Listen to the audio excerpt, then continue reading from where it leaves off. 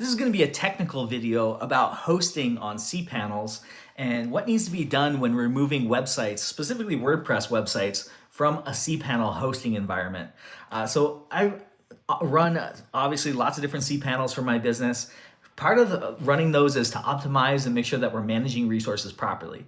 So when it comes to taking down a website off of the cPanel, there's a couple different steps. Obviously, we usually zip up the files to keep it for later safe keepings, and go into a file manager and delete the specific folder related to the website, and then go and remove the domain, because if the domain is not removed, the folder will continue to keep coming back, the ghost folder, even though it has no files in it. So that's kind of the first step. But what you may not know, and why I wanted to make this video, is that when you delete a website from the file manager and you remove the domain name, that is just a part of the website. There's actually still the database involved. And if you're not consistently removing your databases, the databases will start to stack up and slow down the cPanel.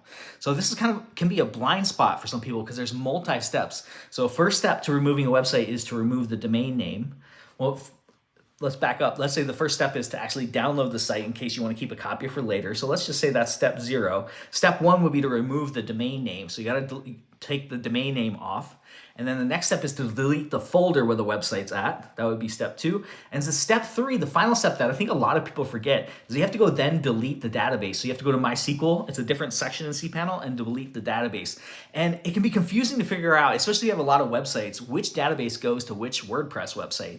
So the way to find this out is to go to the file manager, find the folder for the website, open it up, and scroll down the file selection and find the file labeled wp-config.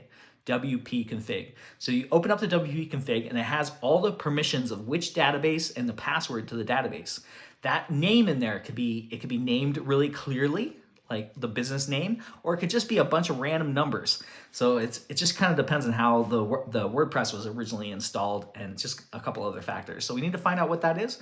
Go back into the cPanel, go to the MySQL area databases, load those up, and scroll until you find that specific database, and then you can delete and remove it.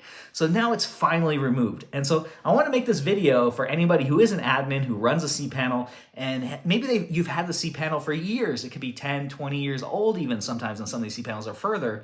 And you may have website databases sitting in there from really old websites that you didn't even know that was in there. These all slow down and take resources. So I'm all about trying to maintain the resources in my hosting panels and try to keep them as clean as possible, so there's nothing being wasted. So I just want to make this video for anybody out there who is an admin, who maybe had not thought about this particular process.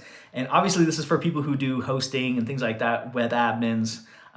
This is not necessarily for consumers, but if your web developer is not taking care of their hosting, it's going to slow down your website. So you definitely want somebody who's on the ball and is taking care of your hosting. If you're having a slow website and you're having a slow hosting situation, you may want to move over to a company like mine. We definitely optimize our servers. They run very, very quick, and they're very, very secure, and your website doesn't get hacked, it doesn't go down, doesn't break. And if it ever does break, we go about fixing it for free, included in the cost. So there's no additional cost to do that. So if you're interested in switching over your hosting to me, I definitely would love to talk to you about it. It's a very easy and painless process, and it's very affordable. You can comment down below. Otherwise, thank you so much, as always, for watching my videos, and I'll catch you on the next one.